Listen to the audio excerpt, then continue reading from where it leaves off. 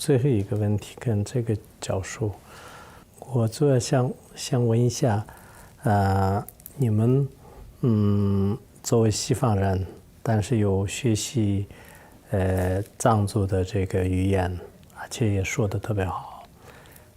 我们现在不管是在国外的很多藏族，有些他们也不太会藏语和藏文，就一代一代的，就是最后都只说英语，就是不会说的。然后国内的很多藏族的话呢，慢慢做就比较知道，我们有很多都不太会说藏语，就是也说其他民族的这个语言的，就是这样就越来越严重。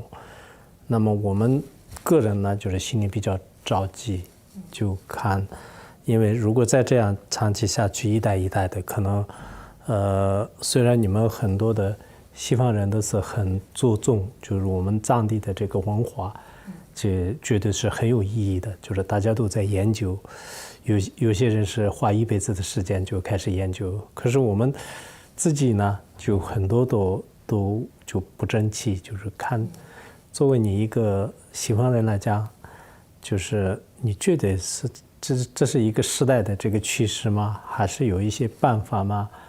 就是怎么，我是比较怎么讲，就是比较很着急，但是呢也找不到一个办法。你觉得这个怎么看待呢？ Well,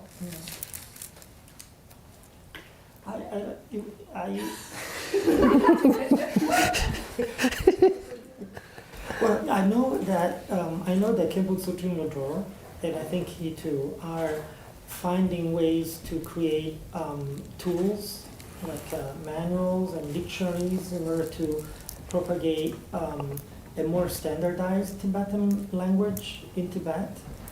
And I know that in Tibet, Kemputsu Trinodor has created a kind of a study group with monastics, very highly educated monastics, and also scholars, Tibetan scholars, in order to find new ways to publish material that can help them continuing the development of the language.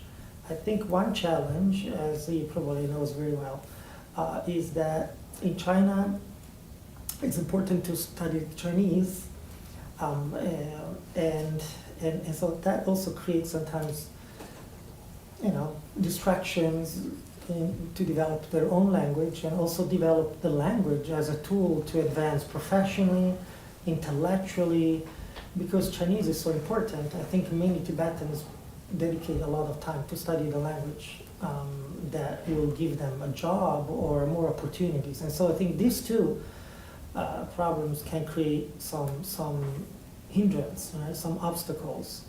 But I have to say that I see many young Tibetans coming from Tibet. There are more and more, and they're very serious. Their language skills are very high because they're technically bilingual, fluent in Chinese and Tibetan, and also in English.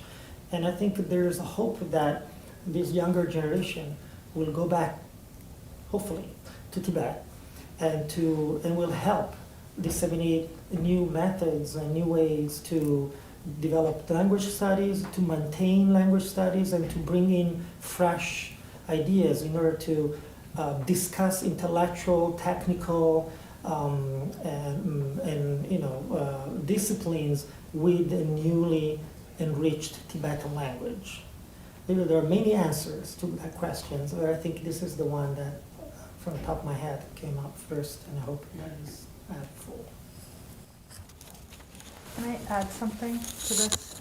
I think that it takes a large amount of energy and investment to learn and maintain Tibetan language skills, and it's not really a question of individual people's capacity.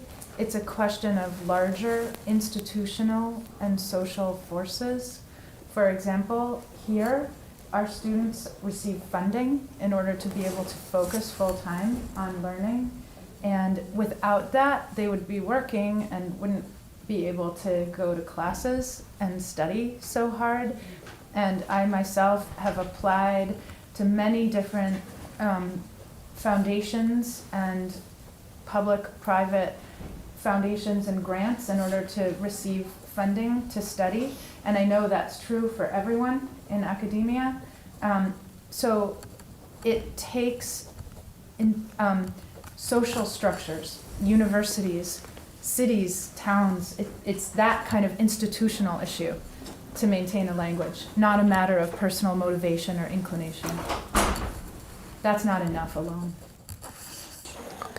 So at 4 o'clock, there's another event, and so unfortunately we have to end because this was actually really very fascinating, so I regret needing to end.